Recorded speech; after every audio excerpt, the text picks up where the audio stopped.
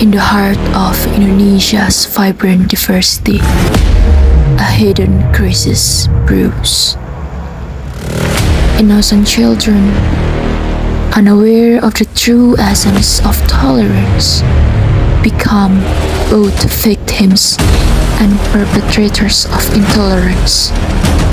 This is a call to action, a journey to reclaim harmony and unity in our future generations.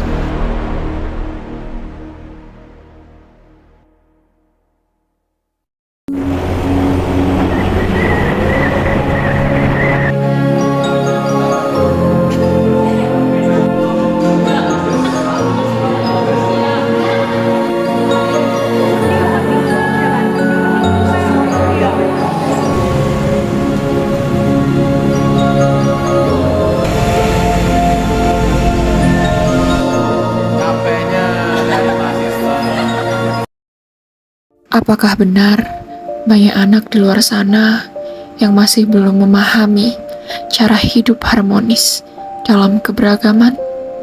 Dan inilah jawaban mereka. Halo, boleh diperkenalkan namanya?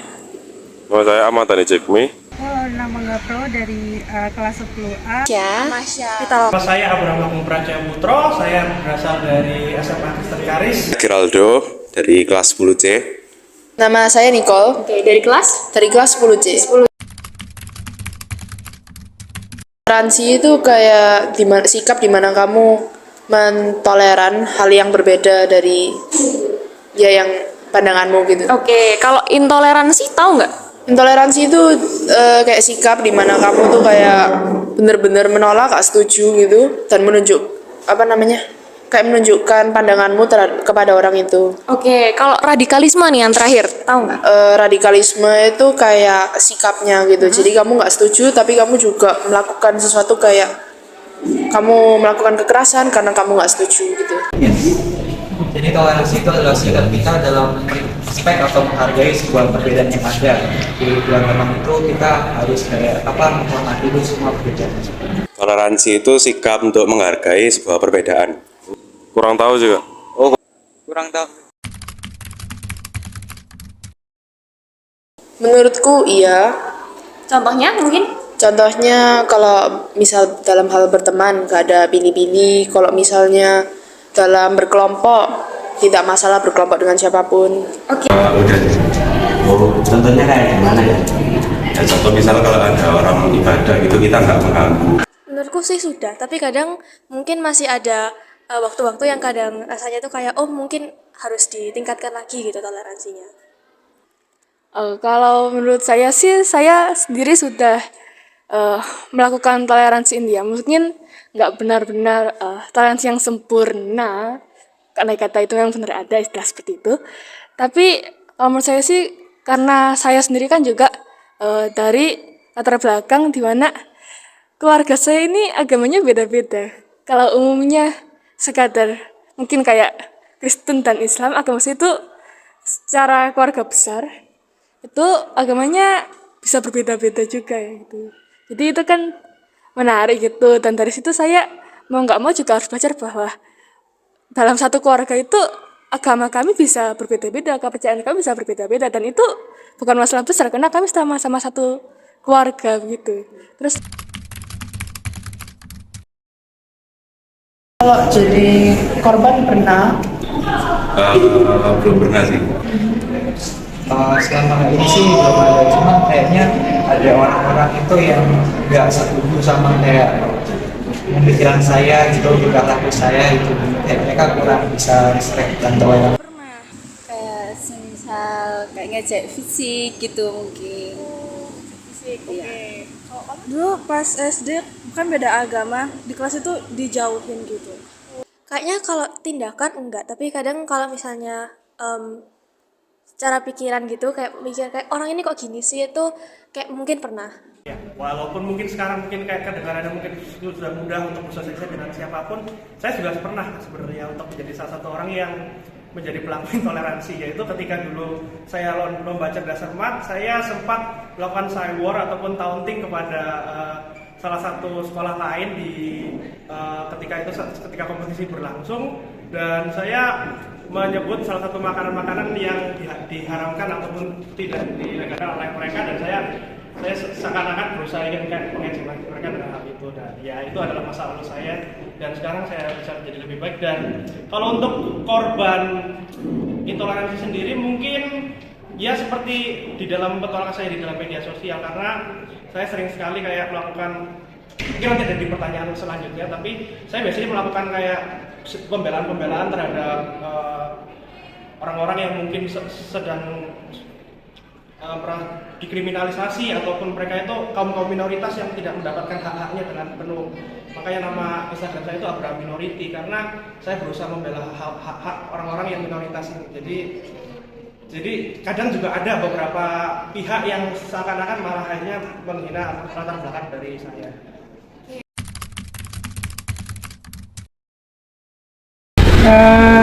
Menurut aku, kalau untuk aku sih mungkin menegur ya gitu.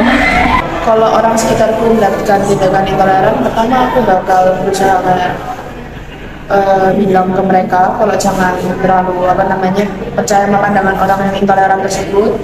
Lalu mungkin kayak bilang ke mereka kalau banyak orang intoleran sekitar kita, tapi kamu jangan ikut-ikut jadi orang yang intoleran.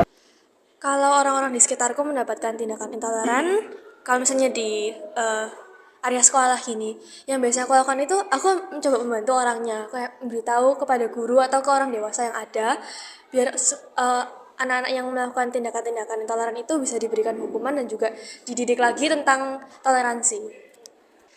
Kalau itu kejadiannya pas di depan saya sendiri, saya biasanya akan menegur, mohon jangan begini gitu. Ini negara Indonesia, kita emang berbeda, jadi mohon pahamilah perbedaan itu, diterima gitu. Tapi andai kata itu enggak terjadi dan saya taunya itu dari orang, mungkin teman saya sendiri gitu, yang sempat didiskriminasi, ya saya coba menghibur dia bahwa oh mungkin itu cuma kebetulan orang-orang yang agak-agak gimana gitu, jadi tetap sabar ya, dan ya seperti itu. Saya lebih ke bagaimana menenangkan orang.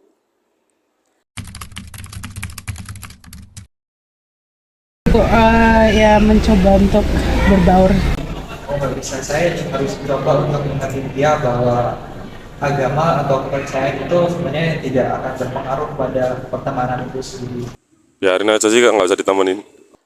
Kalau teman sendiri biasanya itu aku coba nasihatin, jadi kayak aku kasih tahu lagi tentang kayak kenapa itu tuh nggak boleh, terus harusnya tuh kayak gimana gitu.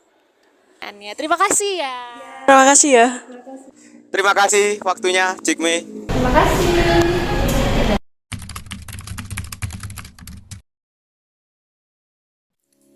Baik, berikut adalah hasil dari kuesioner dan juga wawancara. Dari hasil kuesioner, kami menemukan bahwa anak-anak ada yang banyak yang memahami tentang arti toleransi dan juga bagaimana cara bersikap baik kepada teman, dan juga namun ada yang juga tidak paham tentang apa itu toleransi. Namun mereka memahami apa itu cara berbuat baik kepada teman. Untuk hasil wawancara sendiri, kami menemukan bahwa banyak anak-anak SMA yang pernah terkena kasus bully atau melakukan tindakan bully kepada teman, dan juga mereka memahami tentang cara mungkin tindak lanjut apa yang harus mereka lakukan jika melihat teman yang terkena bully atau mengetahui bahwa mereka terkena bully. Mereka memahami bahwa mereka harus menindaklanjuti ini kepada guru atau mungkin memberi awareness lebih kepada temannya kan, nggak boleh gini. Nah, dari situ. Jadi mungkin untuk sikap toleransi ini, atau kita bisa memberikan pelajaran lebih lagi lah tentang apa-apa sikap baik apa aja yang harus dilakukan kepada teman, supaya ini mengantisipasi tindakan bully kepada yang lainnya dan juga kedepannya nanti. Kali ini saya akan membahas beberapa jawaban yang benar dari beberapa pertanyaan kuesioner yang sudah kita bagikan kepada anak-anak sekolah. Yang pertama, saya lebih memilih teman bermain yang sama keyakinan agama, suku, atau ras dengan saya. ini lebih ke pribadi, namun menurut pembelajaran agama yang kita pelajari saat ini, tentu saja toleransi harus dilakukan. Jadi tentu saja jawabannya adalah setuju. Jadi, menurut saya apapun atau siapapun khotbah atau ceramah agama yang saya lihat di media sosial pasti benar. Jadi setelah dalam matkul yang kita pelajari yaitu agama, tentu saja khotbah atau ceramah yang ada di media sosial tidak selalu benar, karena banyaknya perbedaan pandangan juga, karena atau orang-orang yang cuma ingin mendapatkan pengikut, followers, subscriber dengan menyebarkan hoax untuk menjadi viral atau trending. Itu banyak sekali kejadian, jadi kita tidak boleh mempercayai hal-hal tersebut di media sosial. Selanjutnya, warga negara Indonesia sebaiknya hanya dapat memeluk agama yang diakui oleh negara saja. Jawabannya tentu saja tidak setuju, karena agama di Indonesia ini lebih dari yang sudah tercantum dalam peraturan negara. Jadi agama itu lebih dari 6 atau 5, bahkan bisa banyak sekali agama-agama yang tidak kita ketahui di luar sana. Jadi mereka bebas memeluk agama apa saja selama itu tidak merugikan orang lain. Indonesia dalam keadaan baik-baik saja terkait dengan isu toleransi. Yang bisa dikatakan tidak setuju karena setelah kita melakukan survei kepada anak-anak sekolah, ternyata masih banyak anak-anak sekolah yang belum memahami betul apa itu toleransi. Jadi, dan seperti mereka membeda-bedakan teman dan lain sebagainya, dan itu sudah terlihat sekali karena kalau mereka tidak terlalu memahami isu toleransi. Dan yang terakhir adalah bagaimana pendapat Anda tentang toleransi? Apakah setiap orang harus memiliki sikap toleransi? Dan jawaban yang benar yang diajarkan oleh toleransi dan agama, tentu saja setiap orang harus memiliki sikap toleransi, karena toleransi adalah sesuatu yang perlu atau penting dalam hidup kita, dalam menjalani kehidupan sehari-hari. Mengatasi masalah toleransi merupakan tantangan kompleks yang memerlukan pendekatan holistik dan berkelanjutan. Menurut saya banyak di antara kita atau sebagian besar warga Indonesia masih kurang paham betul apa makna toleransi.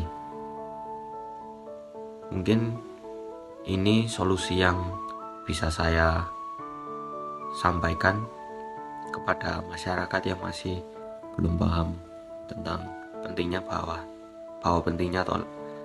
pentingnya pendidikan toleransi atau nilai-nilai toleransi. Mungkin solusi yang bisa saya berikan adalah kita melakukan sosialisasi atau terjun ke lapangan langsung. Misalnya kita sosialisasi di sekolah atau di desa-desa, atau mungkin kita ke ruang publik seperti kita mengkampanyekan tentang toleransi itu, karena toleransi itu penting bagi masyarakat Indonesia, dan karena kita memiliki keberagaman budaya, agama, ras, suku, dan lain-lain, maka sangat penting bahwa toleransi itu harus kita miliki dan harus kita jaga demi keberlangsungan kehidupan kita. Ya itu solusi yang bisa saya berikan. Dari semua permasalahan dan juga solusi yang ada, maka dapat kita simpulkan bahwa di Indonesia ini, khususnya di Kota Malang, ternyata masih banyak anak-anak, terkhusus anak-anak SMA, yang masih kurang memahami tentang apa sebenarnya arti toleransi yang sesungguhnya, tentang intoleransi dan juga tentang radikalisme. Mungkin mereka hanya tahu sebatas umum saja, sebatas gambaran toleransi itu menghargai perbedaan, tapi mereka tidak mengerti bagaimana cara menyikapi atau apakah tindakan mereka selama ini itu termasuk intoleransi dan lain sebagainya. Sehingga di interview maupun kuesioner yang kita bagikan, kita menemukan ada beberapa anak yang ternyata secara tidak langsung mereka adalah korban maupun pelaku dari tindakan intoleran. Oleh sebab itu, dengan adanya proyek ini, kami sangat merekomendasikan untuk kita bisa mensosialisasikan dan menindaklanjuti hal ini ke anak-anak, menyebarkan ke anak-anak, khususnya anak-anak SMA, karena selagi mereka masih bisa dididik, selagi mereka masih belajar, dan seharusnya mereka sudah ditanamkan apa itu sebenarnya toleransi yang sesungguhnya, apa itu sebenarnya intoleransi dan radikalisme, yang gunanya memang untuk masa depan mereka, bagaimana cara mereka agar bisa hidup saling berdampingan dengan perdamaian dan tanpa kerusuhan maupun perpecahan. Dengan demikian, kita bisa membangun generasi yang lebih toleran dan juga mampu menjaga harmoni dalam masyarakat yang beragam. Oleh sebab itu, jika kita ingin mencapai tujuan maupun target ini, kita sebagai orang-orang yang lebih tahu dan lebih paham bagaimana cara kita hidup dalam masyarakat yang beragama, seharusnya kita yang memulai sebuah perubahan, kita yang memulai sebuah tindakan, karena We are agent of change.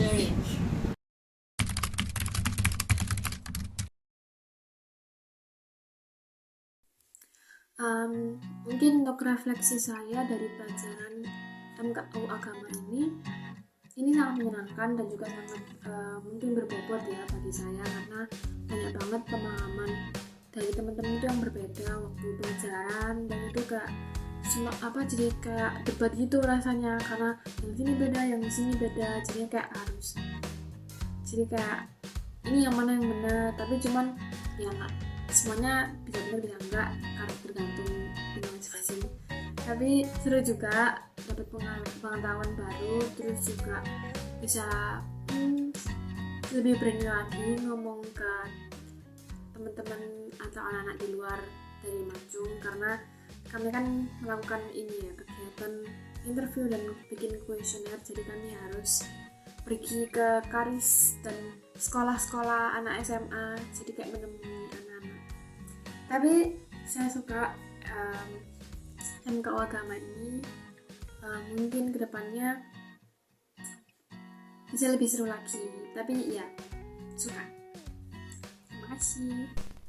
Mungkin refleksi dari saya untuk matkul agama, saya dapat memahami peran-peran agama untuk kehidupan sehari-hari, kehidupan bersosial, kehidupan berpolitik, dan apa peran yang agama punya untuk hal-hal tersebut. Juga saat kuesioner, saat kita mengunjungi sekolah-sekolah, saya lebih mengerti apa pandangan anak-anak muda sekarang tentang toleransi, tentang agama, dan apakah toleransi itu penting. Saya lebih mengerti apa yang mereka pikirkan, bagaimana cara pandang mereka terhadap isu-isu toleransi di Indonesia ini. Refleksi saya tentang matkul agama ini adalah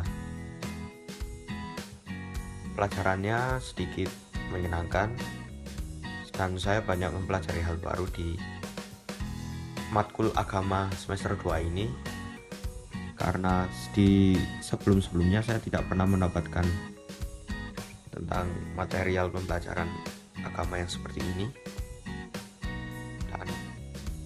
di situ saya belajar tentang hal baru dan semakin mengerti tentang agama, bahwa agama itu adalah matkul yang menurut saya sedikit universal dan harus kita pahami betul dan harus kita pelajari lebih lanjut. Iya, sedikit menyenangkan, tetapi juga saya mendapatkan sedikit tantangan atau kesulitan saat mempelajari matkul agama ini, karena itu ternyata masih ada poin-poin yang saya masih belum paham betul dan saya harus pelajari lebih lagi, dan itu menguras waktu dan energi saya sih. Tapi secara keseluruhan matkul agama ini sangat menarik dan penting untuk dipelajari. Sekian. Menurut saya pribadi, mata kuliah umum agama ini sangat berbeda dari ekspektasi saya di awal. Karena di awal saya berpikir bahwa mata kuliah agama ini nantinya akan mengajarkan satu agama saja, seperti zaman saya saat sekolah sebelumnya, di mana saya diajarkan tentang pengetahuan dari satu agama tersebut. Ternyata di sini saya belajar tentang bukan hanya terkait satu agama saja, tapi di sini saya belajar tentang bagaimana saya sebagai orang yang beragama bisa hidup bermasyarakat, bisa hidup di dalam masyarakat dengan saling menghargai meskipun kita berbeda agama. Saya juga belajar cara hidup beragama di dalam masyarakat. Dan mungkin awalnya saya agak kurang bisa mengerti dan memahami, karena dari dulu diajarkannya itu hanya condong ke satu sisi, lewat satu perspektif, satu agama saja. Namun lewat MKU agama ini saya bisa lebih dibukakan untuk pikiran saya bisa lebih terbuka terkait bagaimana sudut pandang orang-orang yang berbeda agama tersebut menyikapi suatu hal maupun suatu kondisi atau situasi. Dan oleh karena itu sangat membantu saya dalam saya juga bisa hidup dalam bermasyarakat, dalam sosial saya yang dimana sangat berbeda-beda agama, budaya, ras, dan maupun lain sebagainya. Saya bisa memiliki pengetahuan cara menyikapi agar kita sama-sama bisa hidup berdampingan dan hidup damai dan tidak terjadi permasalahan. Dengan catatan saya tetap berpegang pada agama saya dan orang lain itu juga tetap berpegang pada agamanya.